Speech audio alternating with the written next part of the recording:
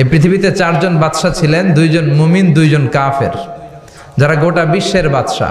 গোটা বিশ্বের দুইজন মুসলিম, দুইজন কাফের। কাফিরের একজনের নাম নামরুদ, আরেকজনের নাম বখতানাসর। আর মুমিন একজন হচ্ছে সাইয়েদনা সুলাইমান আলাইহিস সালাম, আরেকজন হচ্ছে যুলকারনাইন। তো সাইয়েদনা সুলাইমান আলাইহিস সালাম আল্লাহকে বলল, আল্লাহ আমি গোটা বিশ্বের বাদশা, আমি গোটা পৃথিবীর সব মানুষগুলোকে একবার লাঞ্চ খাওয়াতে চাই। কি খাওয়াতে? লাঞ্চ মানে কি? দুপুরের খাবার। আল্লাহ বললেন, no, it's not your job Sulaiman. Sulaiman, এটা তোমার জব না, it's my duty, it's my job, it's my business. এটা আমার কাজ, আমার কাজ তুমি করতে যাও না। সাইয়েদনা সুলাইমান বললেন, আল্লাহ আমারে ট্রাই করার চেষ্টা দেন, সুযোগ দেন, আমাকে একটু ট্রাই করার সুযোগ দেন, চেষ্টা করার সুযোগ দেন। আমি একটু চেষ্টা করতে চাই গোটা বিশ্বের সব প্রাণীকুলকে, মৎস্যকুলকে, জিনকুলকে, মানবকুলকে খাওয়াতে চাই। আল্লাহ বললেন, সুলাইমান এইটা তোমার কাজ নয়, তুমি পারবা না, কাজটা কার? আমি রিজিক দেই। সেদিন সুলাইমান বললেন, লেট মি ট্রাই, আমাকে একটু চেষ্টা করার তৌফিক দেন, আমি একটু করি, দেখি না পারি কিনা। আল্লাহ রাজি হয় না, সুলাইমান নবীও ছাড়ে না। ভেজাল আছে না নাই?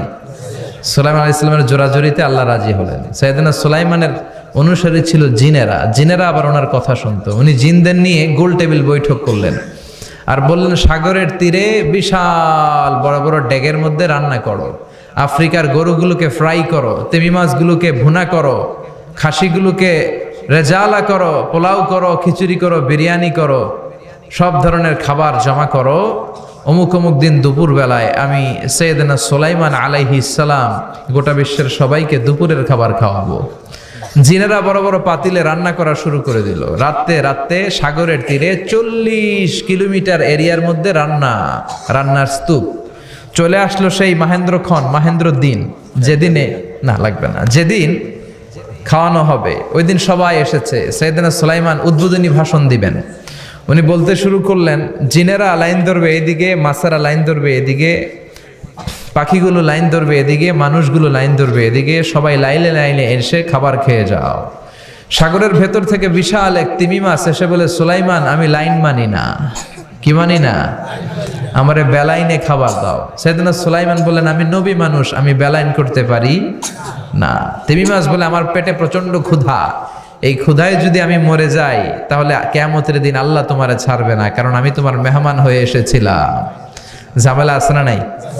সাইয়েদনা সুলাইমান বললেন, বিপদে কি করি? আসলেই তো এই তিমি মাছ আমার মেহমান, আজকে না খেয়ে যদি মারা যায় কিয়ামতের দিন আল্লাহ আমারে ছাড়বে না। সাইয়েদনা সুলাইমান বললেন, ঠিক আছে, শুধু এই তিমি মাছের জন্য বেলাইন, বাকি সবাই লাইনে খাবে। কিছু লোক আছে দেখবেন সব জায়গায় বেলাইন করে, আছে না নাই? র্যাব আছে, পুলিশ আছে, এর ফাঁকে বেলাইন করে ফেলায়, আছে না নাই? তো সাইয়েদনা সুলাইমান জিনদের আদেশ করে দিল, যাও আফ্রিকার একটা গরু, রোস্ট করা একটা গরু তিমি মাছের পেটের ভিতরে ঢুকায় দাও। তিমি মাছ বলল, সুলাইমান আমি হা করে রাখবো আমার মুখটা, যতক্ষণ না আমার পেট না ভরে তুমি খাবার দিতে থাকবা, পেট ভরে গেলেই মুখ বন্ধ করে ফেলবো। সাইয়েদনা সুলাইমানের কথা অনুযায়ী জিনের বাদশা একটা আস্ত গরু ফ্রাই করা তিমি মাছের পেটের ভিতরে ঢুকায় দিছে, কিন্তু তিমি মাছ হা করে আছে। সাইয়েদনা সুলাইমান বললেন, কয়েকটা খাসি মেরে দাও। একটা খাসি দিয়ে দিল, তারপরও হা করে আছে। বড় বড় ডেক থেকে পোলাও দাও, খিচুড়ি দাও, বিরিয়ানি দাও, আরো কয়েকটা গরু দাও, হা করে আছে। আরো কয়েকশো গরু দাও, হা করে আছে। আরো কয়েক হাজার গরু দাও, হা করে আছে। সুবহানাল্লাহ কইবেন না? দিতে দিতে 1 কিলোমিটারের খাবার নাই, 2 কিলোমিটারের খাবার শেষ, 10 কিলোমিটারের খাবার শেষ, 20 কিলোমিটার শেষ, 30 কিলোমিটার শেষ, 40 কিলোমিটারের খাবার শেষ। এখনো তিমি মাছের মুখটা হা করা আছে না নাই? সাইয়েদনা সুলাইমান সেজদায় পড়ে গেলেন, ডেকে বললেন, আল্লাহ আমি বুঝি নাই, গোটা বিশ্বের সবাইকে তো দূরের কথা, একটা মাছরেও তো রিজিক দিতে পারলাম না।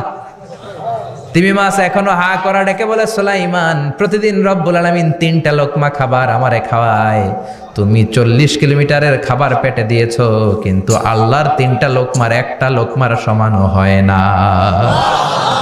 এজন্য আল্লাহ বললেন, ওয়ামা মিন দাব্বাতিন ফিল আরদি ইল্লা আলাল্লাহি রিজকুহা ওয়া ইয়ালামু মুস্তাকাররাহা ওয়া মুস্তাওদাআহা কুল্লুন ফি কিতাবিম মুবিন। আল্লাহু আকবার। এই পৃথিবীতে যত প্রাণী আছে, মানুষ আছে, সবাইকে রিজিক দেয় কে? এজন্য রিজিকের মালিক আল্লাহ। ডেকে বললেন, গোলাম আযাব আর গজব ততদিন আসবে যতদিন তোমাদের নাফরমানি বন্ধ না হয়। আর যেদিন থেকে নামাজি হয়ে যাবা, যেদিন থেকে আল্লাহওয়ালা হয়ে যাবা, আযাব আর গজব বন্ধ করে দিবে কে? রহমত দিয়ে দেশটারে ভরে দিবে কে?